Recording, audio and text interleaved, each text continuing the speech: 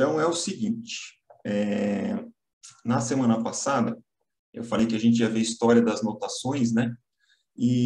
Mas eu esqueci que falta uma coisinha ainda daquela história da subdivisão que eu prometi para vocês e preciso falar, que é o compasso composto. Então, que é o seguinte,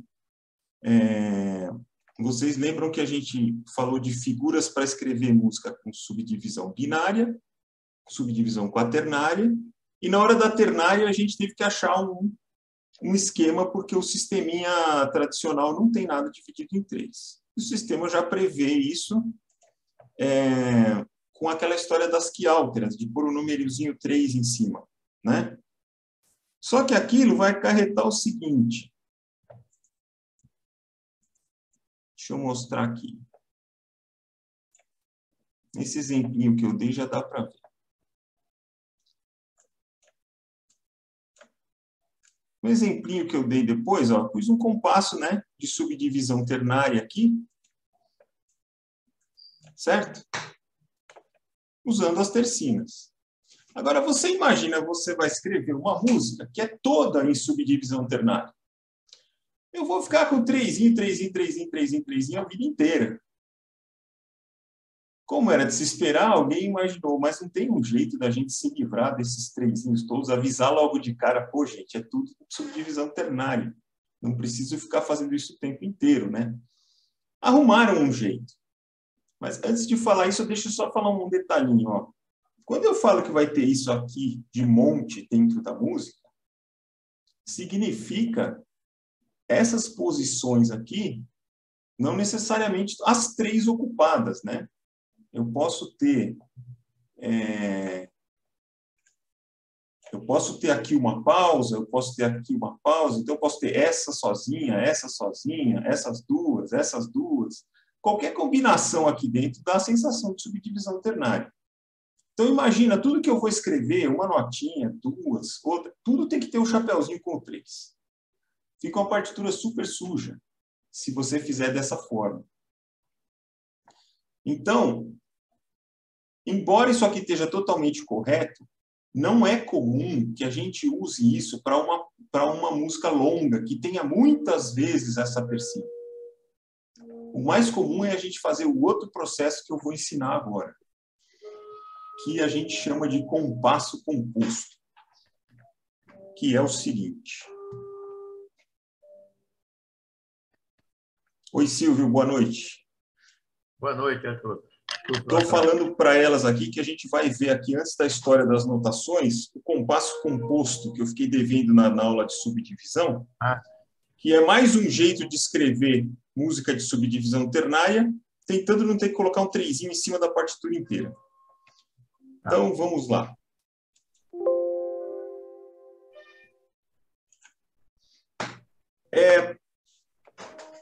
Quando a gente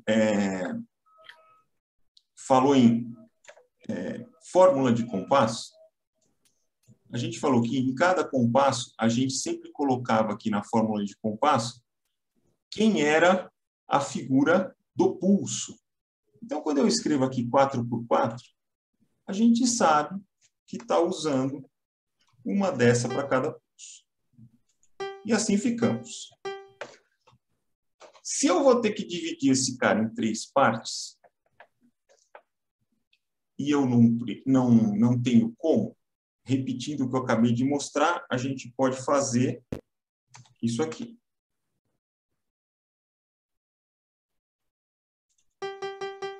Não, isso aqui.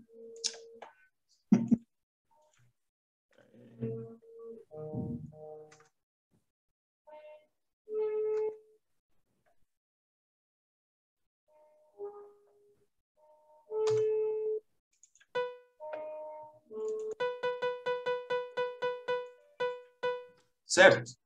O que vai acontecer? Dentro de cada uma dessas, tem 3 dessas. Certo? Tranquilo até aqui? Muito bem. Qual foi a saída, então, para avisar desde o começo que essa nossa música tem 3 em cada um? A saída foi a seguinte. em vez de contar os pulsos, 1, 2, 3, 4, vamos contar as subdivisões. E em vez de dizer tem 4 pulsos, eu vou dizer tem 12 subdivisões.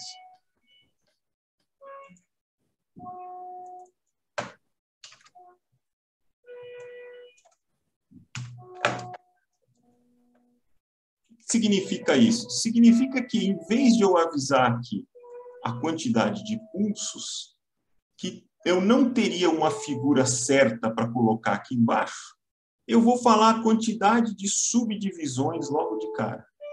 Em cada compasso vai ter 12 colcheias. E, com isso, eu vou poder escrever 12 colcheias. Eita, peraí.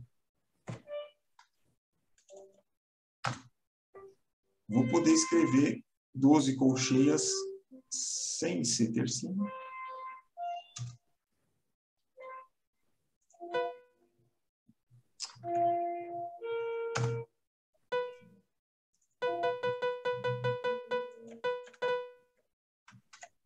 Porque eu estou avisando que cabem 12 colcheias.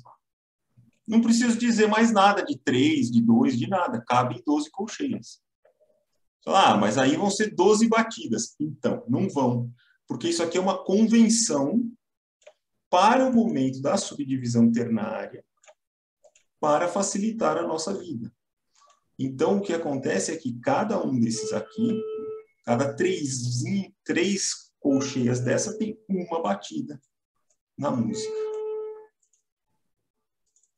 Como é que a gente faz para descobrir que é isso que está acontecendo?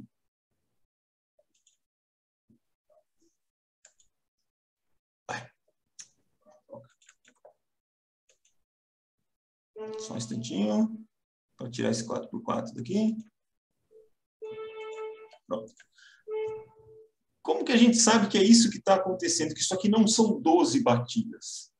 Na verdade, a gente não sabe ao certo, mas a gente tem 99% de chance de estar certo quando você tem aqui em cima um múltiplo de 3. Aí dá bandeira. Você fala, pô, tem colcheia embaixo e múltiplo de 3 em cima. Acho que, na verdade, ele não está querendo dizer que a colcheia é o pulso. Acho que ele está querendo dizer que a colcheia é a subdivisão e esse negócio tem subdivisão ternária. Faz sentido?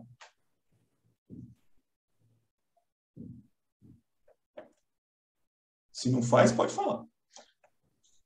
Então, o que acontece? Quando você encontra uma música que tem 8 embaixo, acende a luz amarela. Opa! Talvez essa música esteja em subdivisão ternária e esteja escrita usando a subdivisão. Se em cima for um múltiplo de 3, muito provavelmente. O que acontece? Então, o nosso 4x4 é equivalente a um 12x8. Só que aqui eu não preciso ficar colocando tercinho o tempo inteiro.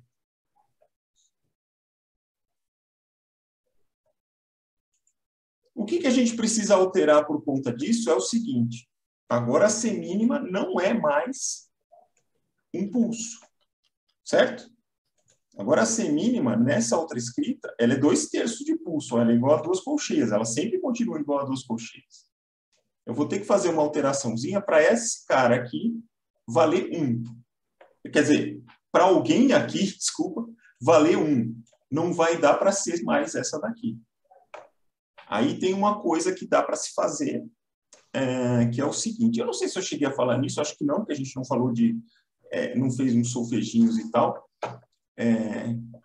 Quando a gente quer... Isso eu acho que eu falei. Quando a gente quer notas com uma duração que a gente não tem, a gente sempre pode juntar duas, né? Então, por exemplo, a gente pode fazer isso aqui para fazer 3, certo? Isso aqui é uma nota só. Você toca aqui e ela dura até aqui. Tudo bem? Tudo bem. Quando o caso é exatamente esse, que essa nota é metade dessa, quer dizer, 2 mais 1, 4 mais 2, esse tipo de coisa, tem um outro jeito de escrever que resume isso, que é esse aqui.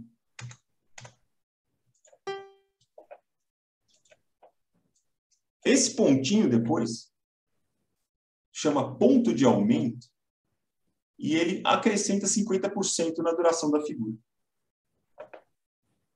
É exatamente igual a isso aqui. Só que fica mais resumidinho. Como esse negócio de fazer uma figura e meia é relativamente corriqueiro, inventaram, então, a nota pontuada, aquela que você põe um pontinho para dizer que ela vai durar ela mais metade. Então, se eu pegar, por exemplo, essa aqui, ela dura 4. Se eu quiser que ela dure 6, se eu puder, né, nesse compasso eu não poderia, mas vamos dizer que eu pudesse, eu faria isso. Passa a durar 6. Se ela estivesse durando 4, passa a durar 6. Se ela estiver durando 2, passa a durar 3, etc. Ela dura mais metade. Então, o que acontece? Se eu pegar isso daqui, falo assim, pô, eu preciso de uma coisa que seja equivalente a 3 colcheias. Eu tenho uma coisa que é equivalente a 2, que é essa aqui. Né? Essa daqui é equivalente a 2 dessas. Se eu puser um ponto nela, ela vai passar a ficar equivalente a 3 dessa, porque ela ganha mais 50%.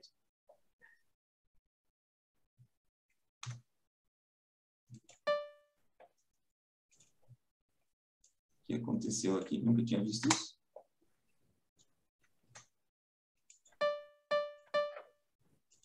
Ela vai ficar equivalente a isso.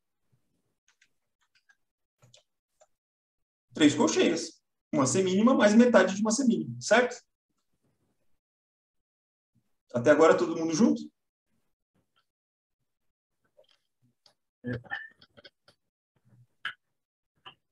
A Cris não parece estar assim tranquila com o que está acontecendo. Eu tenho uma dúvida. Fala, Silvia. Não estou tranquila, não. Estou um pouco assim, pensando ainda. Tá bom. Deixa o Silvio fazer a pergunta dele, que eu vou dar outros exemplos aqui para ficar mais claro. Fala, Silvio. Tá bom. Desculpe, eu não prestei atenção.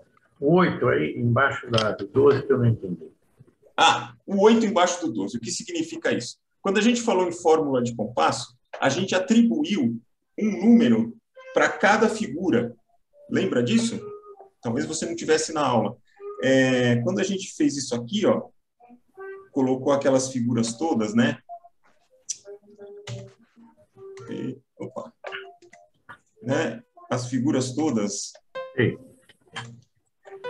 A gente falou que pela proporção em relação a essa, todas as figuras ganham um número. Enfim. E que essa daqui seria o número 1. Essa aqui que é metade dessa é o número 2. Essa aqui que é 1/4 dessa é o número 4. Essa aqui que é 1/8 dessa é o número 8. E assim por diante. Então, o 8 está aqui para me avisar que são colcheias. E o 12 para dizer que são 12. São 12 colcheias, tá? Isso, exatamente. Tá? Não lembrava desse detalhe. Obrigado. Exatamente. Por isso, o 8. Tá? Agora, fala, Cris. Até onde você foi bem? Peraí. Oi. Fala. Até onde eu fui bem? Não, eu não entendi esse final quando você resumiu. Então isso é isso. Assim, não entendi. Qual isso, meu Porque Deus? eu estou olhando a figura e aí não entendi. Tá bom. Até o ponto eu entendi. Até o ponto você entendeu. Sim. Eu dobro. Por que eu estou falando? Eu dobro a metade, vai. Tipo, não, dobra não. Soma metade. Isso, a metade. Não dobra não, hein? Soma 50%. Isso, mas então, aí eu falei dobra metade, você vê que dobra metade que não é assim, matemático. Dobrar dobrar é bom seria 4, quando você está recebendo, 4 né? Vai virar 6, né? Então, tipo, eu pego metade. Se você falar que dobra é bom quando você está recebendo, mas quando você está pagando não é. Fique esperto, né? Tá, o cara falar que é mais 50%, você paga o dobro. É ruim. Então é isso. Tá.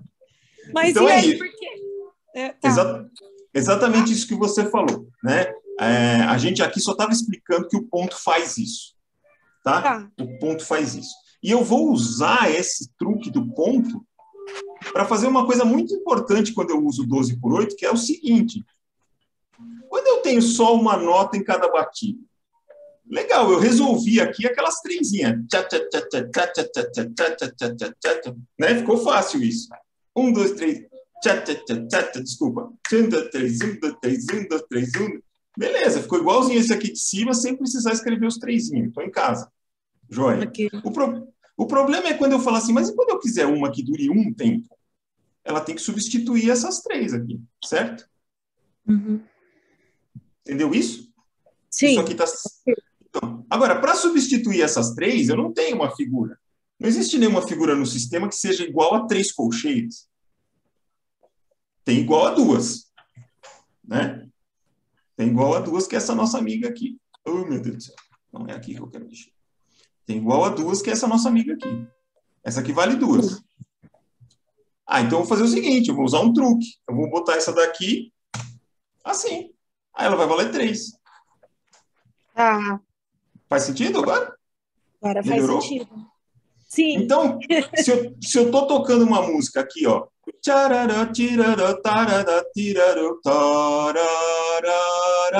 Essas notas que vão valer 1 vão ter essa daqui como figura. Tá? Ok. Então, o que acontece? Se eu não usar o compasso composto, eu tenho aqui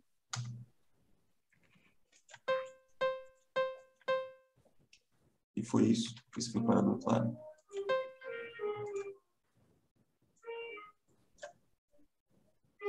Essas duas coisas aqui são exatamente a mesma música.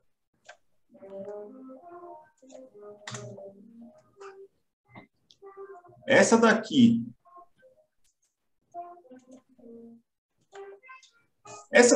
em compasso simples e essa daqui em compasso composto. Por que eu te avisei que cada pulso é uma semine? Tum, tum, tum, tum. Eu sou obrigado a fazer tercinas.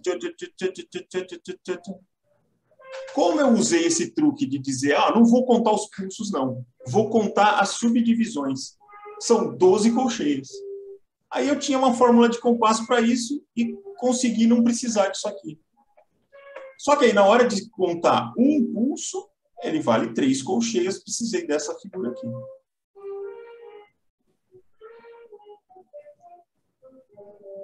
Sim? Portanto, essas duas músicas são idênticas, só que essa daqui não precisa dessa sujeirada de 3, 3, 3, 3, 3 o tempo inteiro. Então, a gente costuma usar isso. Agora, por que chama compasso composto? E por que eu preciso falar nisso, que não é assim tão corriqueiro, logo nesse primeiro módulo? Por causa disso aqui, porque ele mexe numa das regras básicas que eu tinha falado lá atrás. O número de baixo sempre é a figura do pulso, menos no compasso composto. Aqui, essa figura está indicando a subdivisão. Beleza? Então, o que acontece? Se você chega e encontra uma música lá que está assim, ó, que está assim,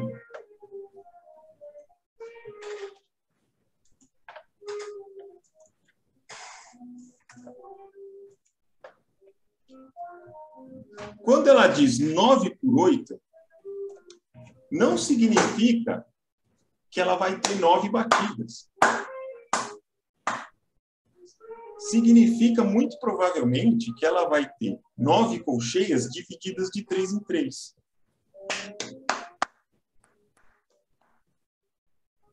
E não que cada colcheia seja um pulso. Esse 9 por 8 aqui está me indicando, na verdade, uma subdivisão ternária, 3 pulsos de subdivisão ternária em cada compasso. Certo? Então, de novo, 99% das vezes vai ser isso. O 1% eu vou ter que falar, só para não dizer que eu não disse daqui a pouquinho, mas olhou para baixo, tem colcheia, olhou para cima, múltiplo de 3, 99,9% das vezes compasso composto significa apenas que a música está em subdivisão ternária, não que a música é em 9 ou em 12. Na verdade, ela é em 3, ou em 4, ou em 2, né? Por exemplo, isso aqui, né?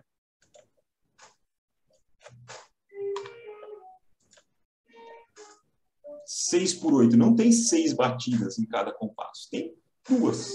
Só que a subdivisão é ternária. Para poder escrever, eu usei esse truque de contar as subdivisões. 1, 2, 3. 1, 2, 3. 1, 2, 3. 4, 5, 6. Você sabe quando o músico entendeu o conceito de compasso composto? Quando ele vai começar um ensaio e a música está escrita em 12 por 8 e ele conta assim, 1, 2, 3, 4 e todo mundo entra. O que não entendeu vai contar assim, 1, 2, 3, 4, 5, 6, 7, 8, 9, 10, 11, 12, aí ferrou. Aí você já sabe que a coisa está feia. Porque não tem 12 pulsos para você contar aqui. Tem 4. Né? São só 4 pulsos com subdivisão ternária, não é um compasso de 12. Agora, se eu escrever isso aqui, ó,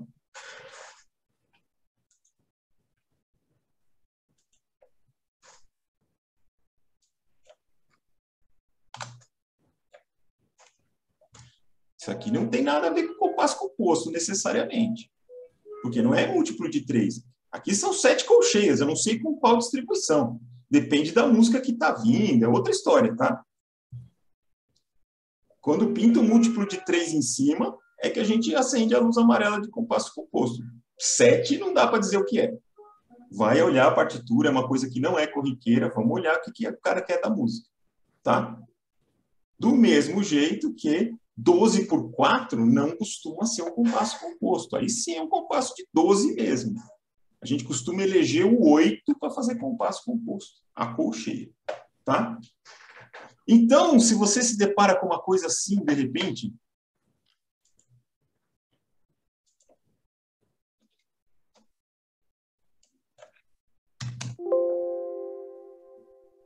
ele nem deixa eu fazer, caramba, o meu exemplinho. 15 por 8, ai meu Deus. Que diabo é isso? Um negócio de 15. Não, não é muito comum. É uma música em 5. A gente já ouviu falar delas. Quinária. Só que dividido em 3, cada pulso fica 15 por 8. Se a gente fosse usar aquela escrita direta, que aqui, em vez do 4, a gente põe uma semínima, aqui, em vez do 4 de baixo, eu colocaria uma dessa, tá? É possível.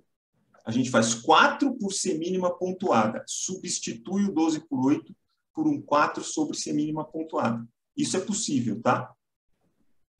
Eu não vou colocar 12 colcheias. Aí eu aproveito esse cara aqui e já ponho que é 4 mesmo. 4 dessas. Fica mais claro até, de uma certa forma.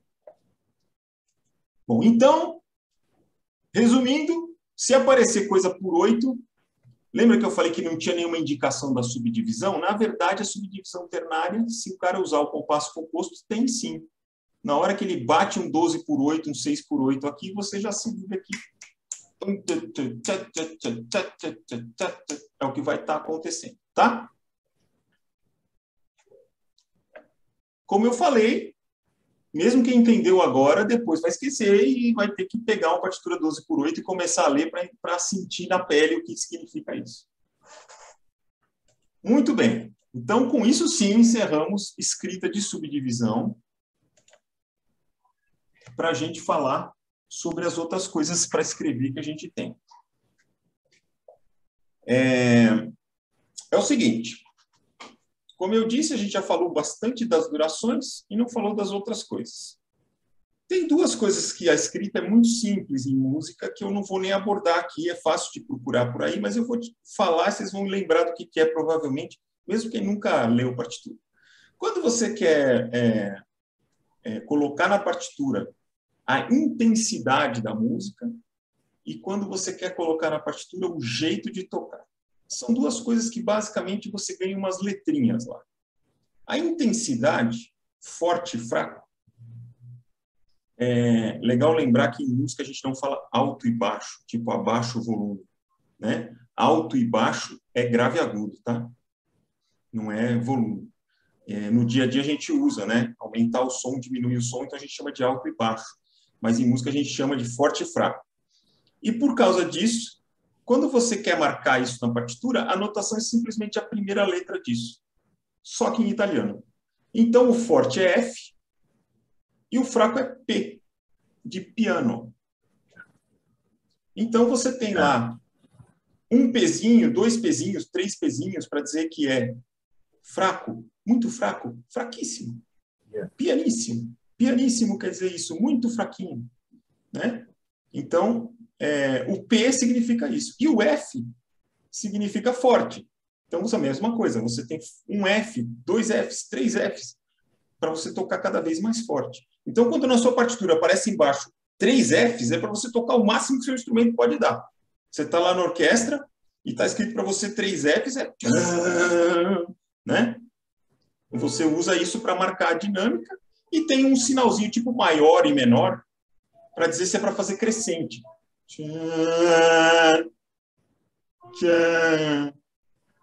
Simples assim.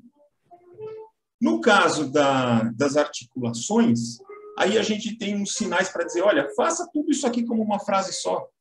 Tipo, pá, em vez de pá, pá, pá, pá, pá, pá, pá, pá, pá. A gente tem um sinalzinho para dizer pro violoncelista, largue o arco e ponha o dedo. A gente põe lá um PZ, pizzicato. Cada um tem os seus. Então, essas escritas, na verdade, elas são muito intuitivas. Só tem isso, é muito curtinho. Os dois parâmetros que realmente dão trabalho quando a gente vai aprender partitura é a duração, esse que a gente ficou vendo até agora, e a altura. Do, ré, mi, fá, sol, lá, si, dó. Então, essas duas são as duas grandes... são os sistemas que têm bastante sinais, que a gente estuda mais. Então, hoje eu vou dar uma ideiazinha de onde vem esse sistema do dó, ré, mi, fá, sol, lá, si, dó. Então, esse sistema nasceu na Grécia Antiga, como quase tudo da nossa civilização dita ocidental. O grande fundador da música é o Pitágoras, aquele lá do Teorema. Ele foi o cara que pesquisou a relação entre as frequências, estudando as cordas da lira, interrompendo a corda em vários lugares, prestando atenção em qual corda ressoava junto, qual que não, e tal. Foi concluir umas coisas sobre série harmônica e coisas de som completamente geniais, que são até hoje a base de como se estuda acústica. Então, ele foi o fundador dessa história e eles criaram uma escrita toda complexa para a música. Inclusive, deram nomes a essas alturas, que ele foi escolhendo como alturas que pareciam importantes.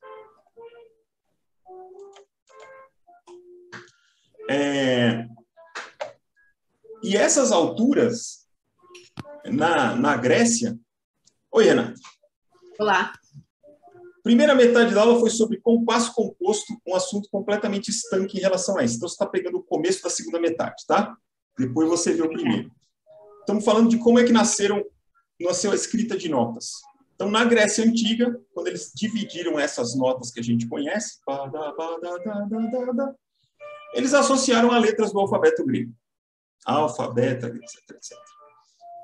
Já vem de lá a falta de imaginação para nomes de notas. Aí, quando passou para a Idade Média, vocês sabem que teve uma ruptura da Igreja Católica com tudo que tinha vindo antes, não sei o quê, e depois, Renascimento, foram buscar tudo de volta, né? dos gregos. No meio da Idade Média, isso já foi começando. Essas escalas dos gregos foram recuperadas, só que a nomenclatura passou para os nossos sinais de hoje. Em vez de alfa, beta, gama, A, B, C, D, E. Então, os primeiros nomes das notas eram letras do alfabeto. A, B, C, D, E, F, G.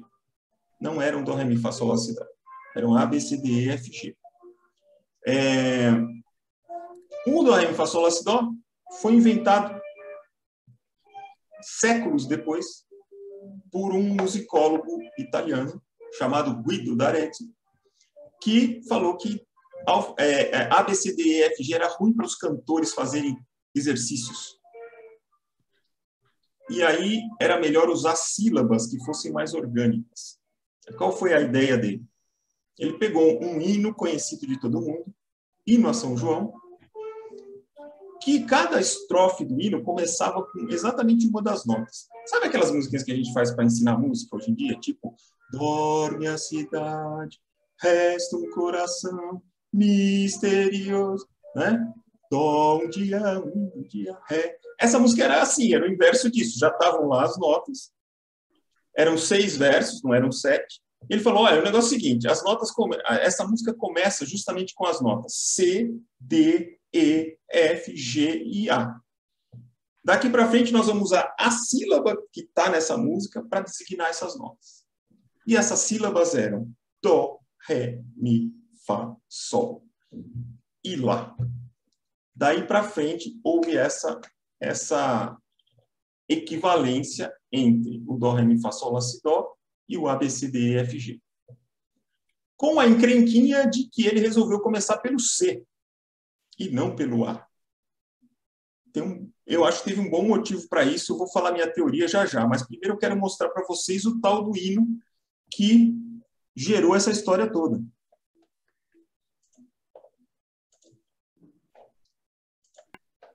Aqui tem uma partitura antiga, justamente com o hino, a primeira estrofe do hino. Oh, desculpa, falei uma coisa errada, pulei uns séculos. A primeira sílaba que designava o C não era Dó ainda, não, era Ut. Nós tivemos Ut, Ré, Mi, Fá, Sol, Lá, saindo do hino. A primeira nota, a segunda, a terceira, a quarta, a quinta e a sexta. A sétima nota, que não tinha no hino, que a gente chamou de Si, provavelmente foi chamada de Si por causa de Sant Johannes.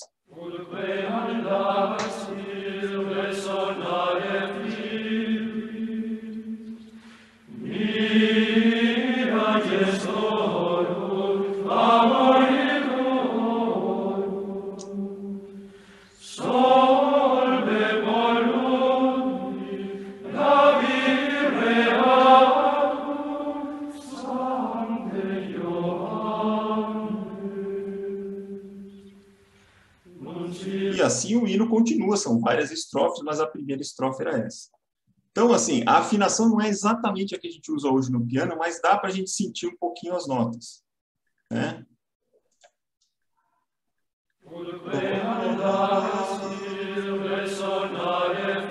Desculpa, esqueci, pulei o ressonare. De novo.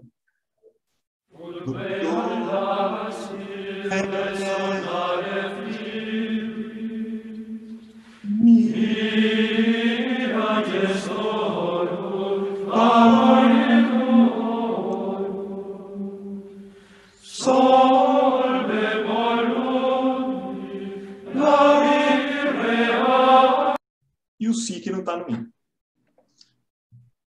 Então, daí para frente tivemos essa correlação. Por que não começou no A?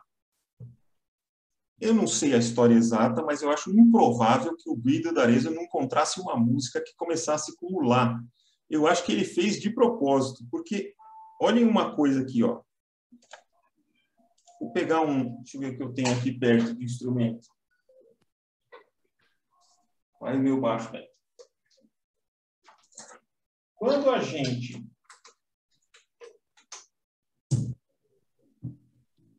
toca uma sequência de notas, a nota de onde a gente começa dá uma sensação muito específica de que ela é a mais importante. Então, se eu pegar as mesmas notas e tocar ou tocar, a sensação vai ser diferente, porque aquela nota que eu deixei para o fim, em vez de tocar no começo, ela me dá uma outra cara para aquele negócio. Quando a gente faz as notas do jeito que elas são lá, A, B, C, D, E, F, G, dá esse som aqui, ó. A, B, C, D, F, G, A, B... Ah, desculpa. A, B, C, D, F, G. O que eu estou fazendo de errado aqui? Estou pulando o E, né? Por isso que estou fazendo errado. A, B, C, D, E, F, G, A de novo. Fiz todas, certo? Isso soa para nós uma escala menor.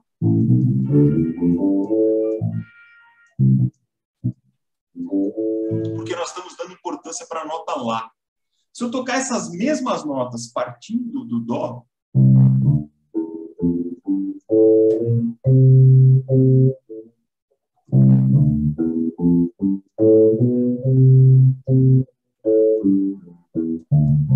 fica com outra cara. São as mesmas notas, mas com o centro em Dó, é uma escala maior. Eu não acho que o senhor Guido d'Arezzo tomou essa decisão aleatoriamente. A escala maior tem umas características que nós não vamos entrar em detalhe agora, que foram, na verdade, a mãe da música moderna. O fato de ser muito reconhecível quando você quer fazer essa resolução. A escala maior tem isso muito forte, então era bom para os compositores passearem, enfim. Eu acho que ele tirou o foco do A na hora que ele escolheu começar a sequência dele pelo Dó, que é o C. E aí, por quê? A gente passa a vida inteira aprendendo nota de uma escala maior, então ela fica muito mais familiar para a gente, né? Quais são as notas, pessoal? Do, Ré, Mi, Fá, Sol, Lá, Si, Dó.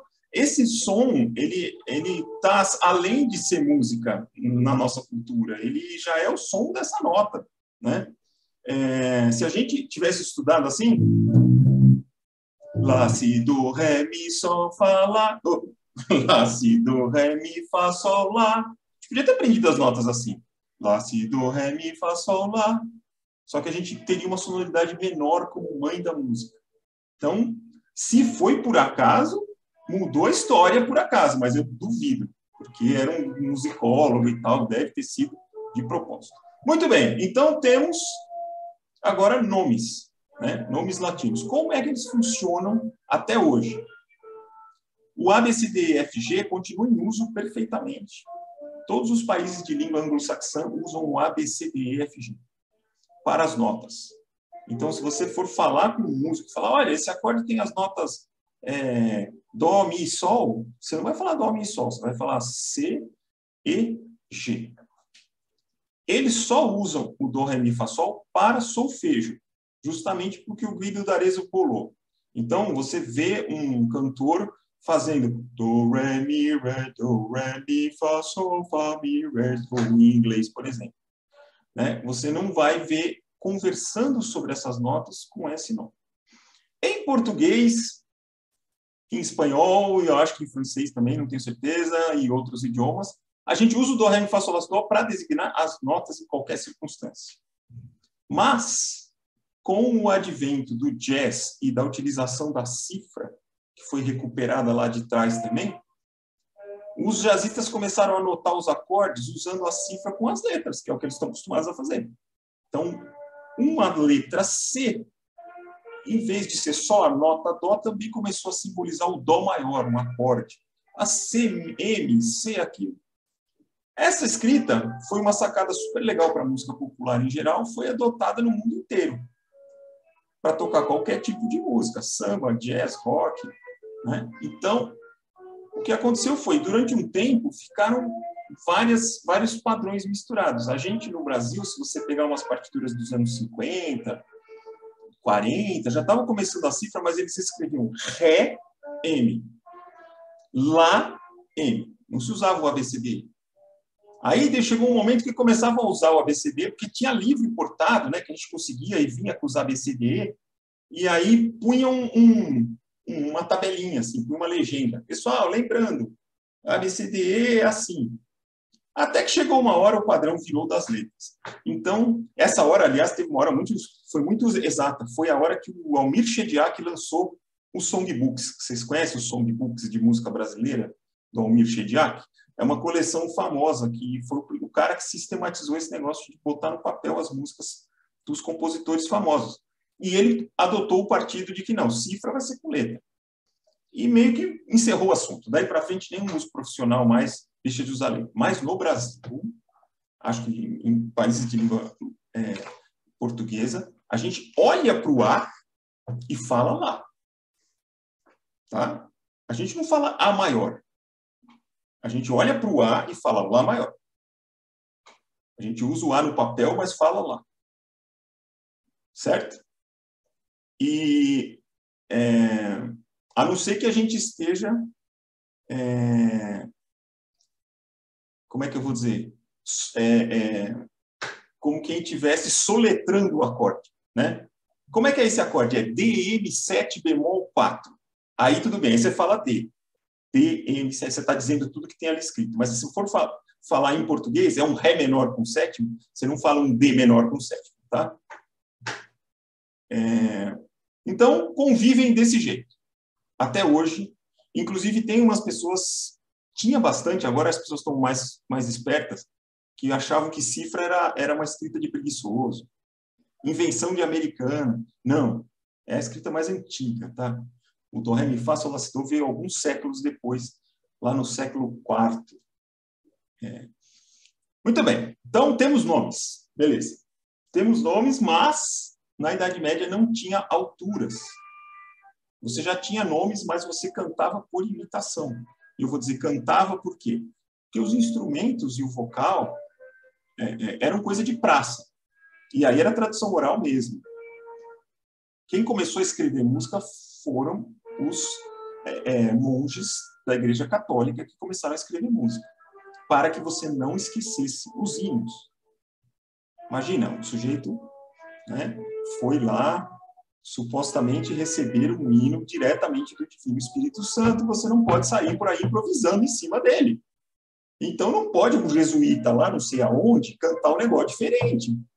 E os caras esquecerem, né? Então, tinha uma coisa de padronização necessária.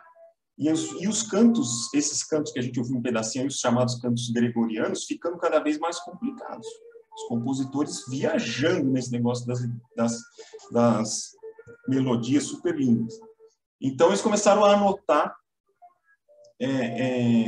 alturas de um jeito, vamos dizer assim, um tanto improvisado no começo, que acabou gerando um código, que é isso aqui, ó.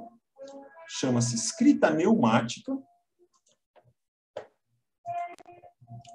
e simplesmente sinaizinhos. Eu tenho outras fotos que eu vou mostrar já. Esses sinaizinhos aqui, essas cobrinhas, em cima da letra da música. Então, você vai lendo a letra da música e vai sendo lembrado que você tem que ir para cima, para baixo. Isso aqui chama neuma, que é sinal, acho que em grego.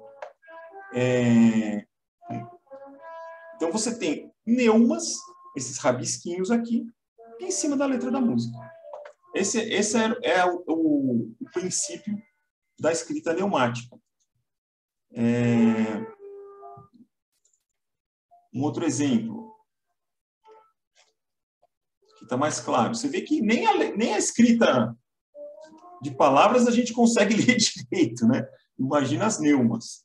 Mas você vê que já tem uma sombrinha das nossas figuras, ó. Elas vão gerar as figuras rítmicas que a gente usa até hoje. Então, a gente tem aqui um guia para você saber o desenho.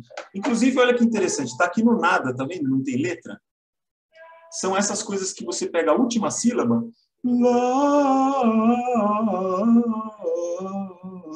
é dessa sílaba e vai cantando, até aparecer a próxima.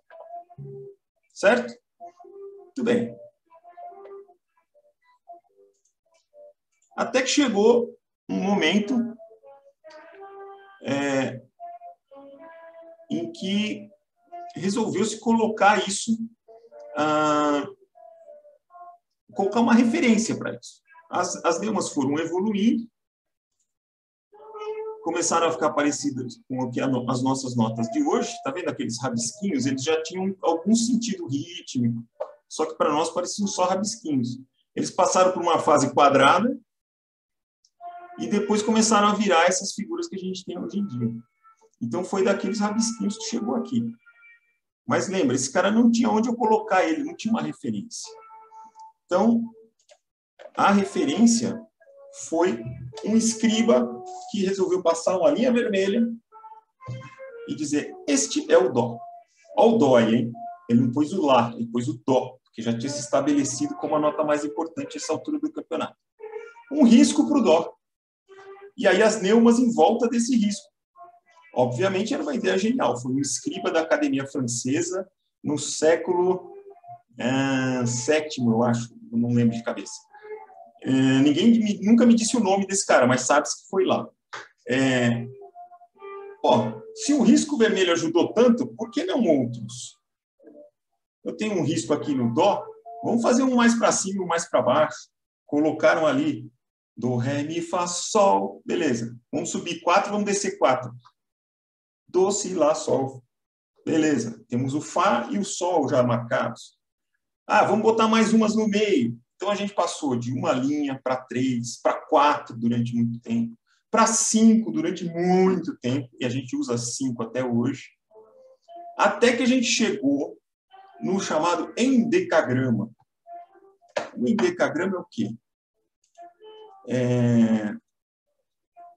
Duas pautas de 5, 2 pentagramas. Deixa eu compartilhar aqui rapidinho.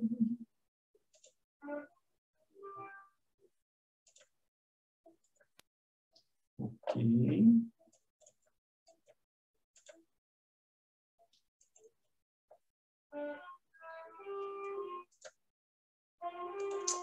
Não é este. Este. Duas pautas de 5. E aquela primeira linha vermelha lá, do começo, hoje em dia virou uma linha imaginária. A gente não escreve. Oi? Está na página anterior ainda. Ainda? Por que não veio o que eu quero? Então, vamos sair e vamos fazer de novo. Fazer o quê? Da outra vez deu certo, dessa vez não deu certo.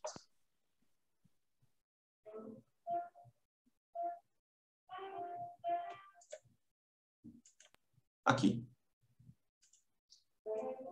As 3 imagens de neuma, vocês viram, né? Vocês ficaram vendo uma só.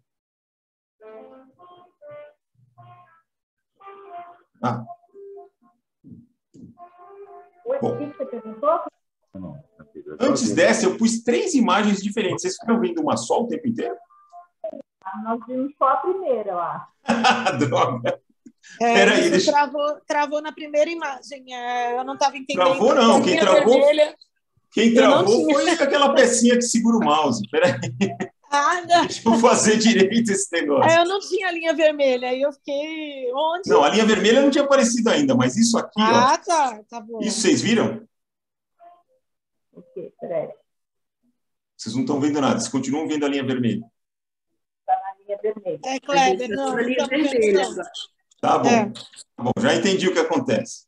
Não veio a sequência, acho. Não eu estou no mesmo programa, o programa abre outra, mas ele acha que é outra tela. Então, olha o que eu mostrei antes aqui. Ó. Ele virou isso aqui. Tá? Aqueles desenhinhos que ficavam lá em cima foram virando esses quadradinhos que viraram isso aqui. Tá?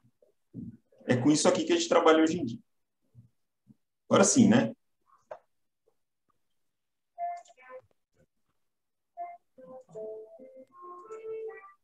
Então, fomos acrescentando linhas. Isso não tinha imagem nenhuma mesmo, só apareceu essa aqui. Ficamos com isso. 2 pentagramas, 2 blocos de 5 linhas, com uma linha imaginária no meio. Tá? Essa linha imaginária no meio é o dó chamado dó central. Dó central porque a gente organiza tudo ou mais agudo ou mais grave que ele. olhando para um piano, é o Dó que fica no meio do teclado.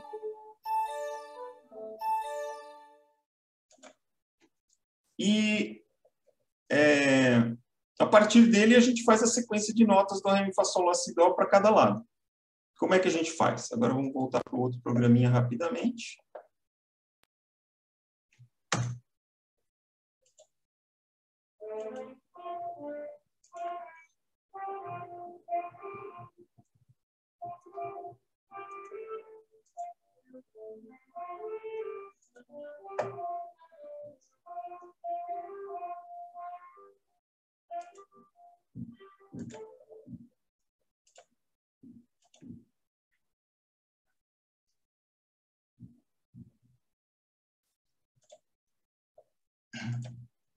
Muito bem. Se eu tenho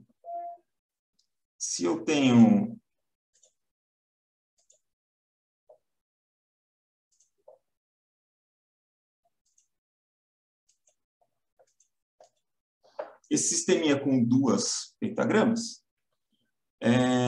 a tal da nota imaginária do meio, a gente faz assim, a gente coloca uma linha falsa, né?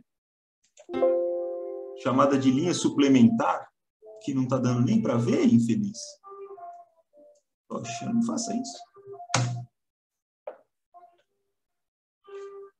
Vamos ver se aqui sai melhor.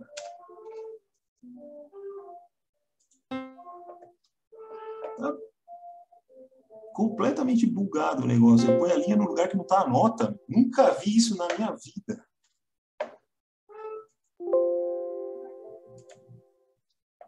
De novo.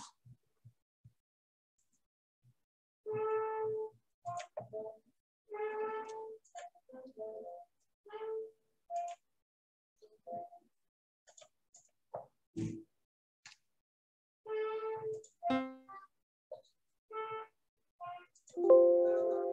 doideira.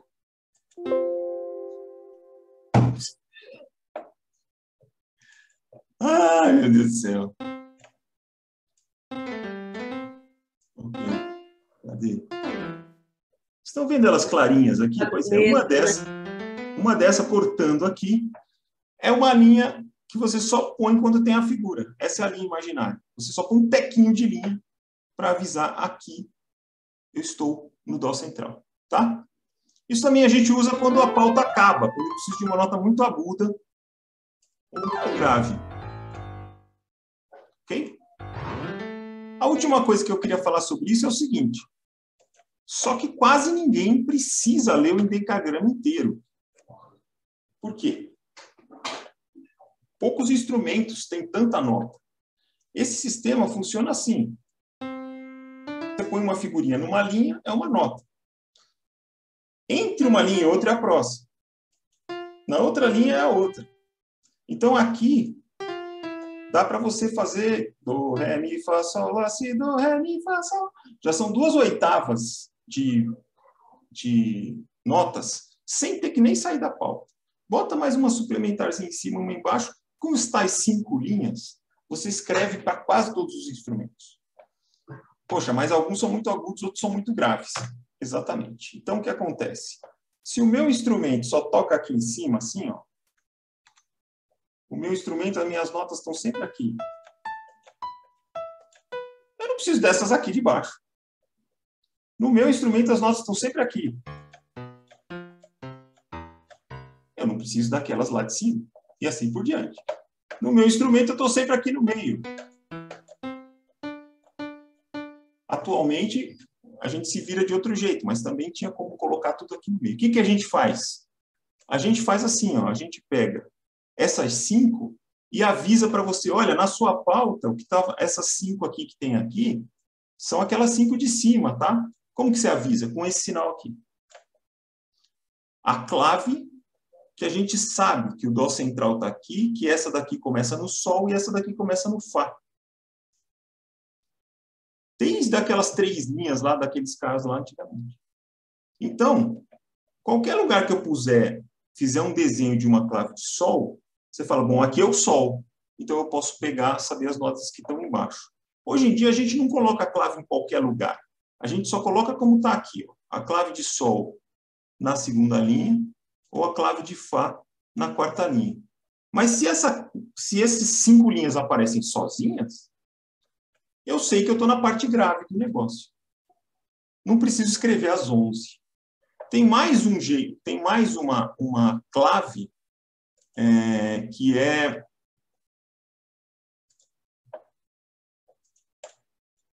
que a gente pode usar, que ainda sobrevive.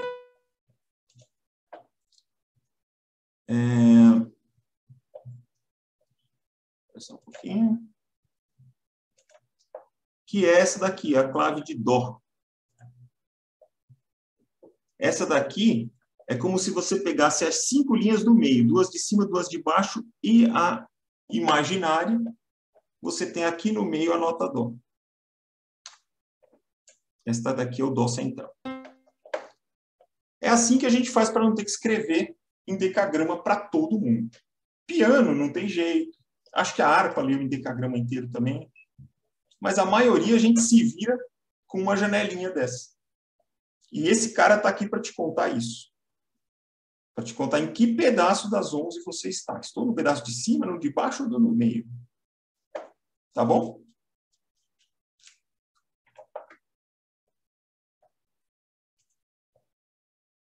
Então, o que acontece?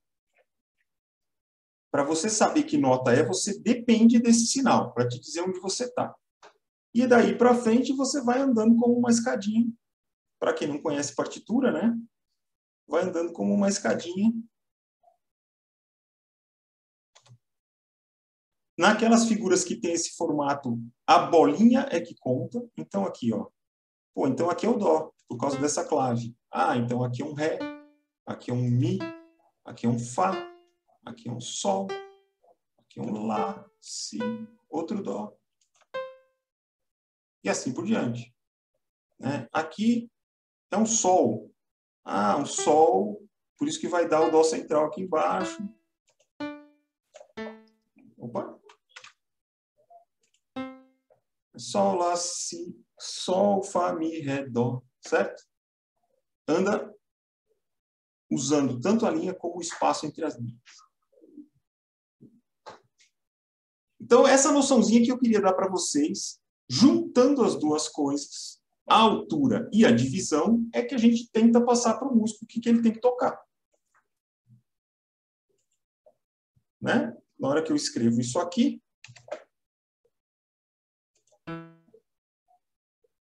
ou isso aqui,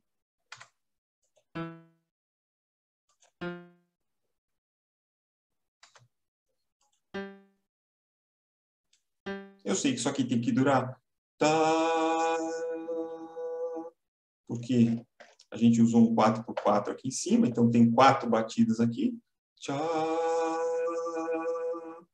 tchá, tchá, tchá, tchá. Baseado na reguinha dos pulsos e nas linhas, a gente descobre quanto tem que durar e que nota é. Certo? Essa era a ideia que eu queria dar para vocês, de onde tinha vindo isso. A última coisa que eu quero mostrar é o seguinte, esses sinais aqui, ó, eles vieram daquelas letras. Eles vieram daquelas letras originais.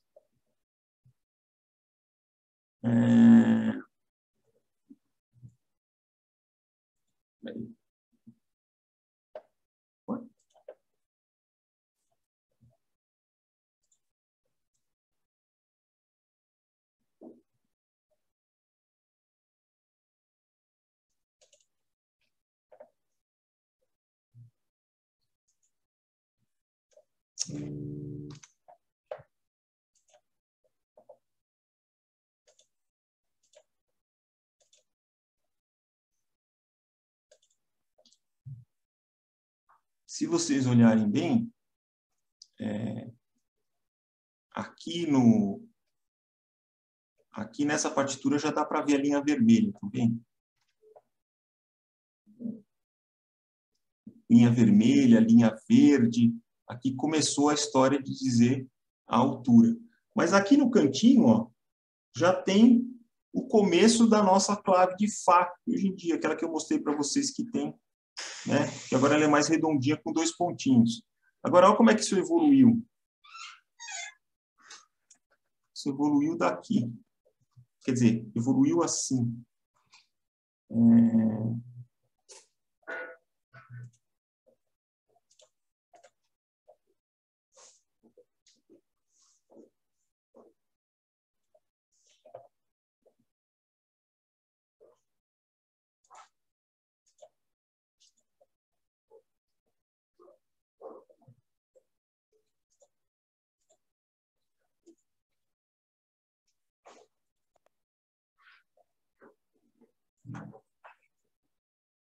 O Fá escrevia-se F por causa das letras, o Sol era G por causa das letras e o Dó era C por causa das letras, quando era A, B, C, D, E, F, G. E aí, com aquelas iluminuras e aqueles jeitos de escrever, eles foram sendo deformados até que eles viraram isso aqui. Então, isso aqui é um C estilizado, um F estilizado, um G estilizado. Daí é que saiu esse desenho esquisito, tá? Você viu como eles faziam ali do lado, já tinha um F que era um risquinho com 2 bolinhas. Em vez de ter a junção, era um risquinho com 2 bolinhas. Pode ser por uma questão de pena, ou porque era assim que era o alfabeto na época, não sei. Mas acabou virando isso aqui. Isso aqui é para dizer um F. Certo? Senhores, esse era o panoraminha que eu queria dar da escrita de alturas. Para aprender a ler isso, já falei, vocês não vão pensar nisso tudo, vocês vão pensar uma notinha de cada vez, 2, e vai ficando automático, quem resolver ler no seu instrumento.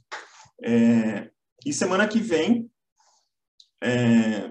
a gente encerra fazendo um apanhado de tudo que a gente viu, analisando músicas que vocês vão propor. Ok?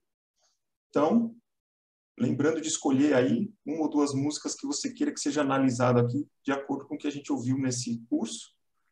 Que fórmula de compasso a gente usaria, em que pedaço da pauta ia escrever, qual é o acento, essas coisas todas. Beleza? Então, obrigado. Até quarta que vem. Obrigada, viu, Kleber? Até a semana que vem. Tchau. Boa noite, gente. Obrigada. Boa noite a todos. Boa noite.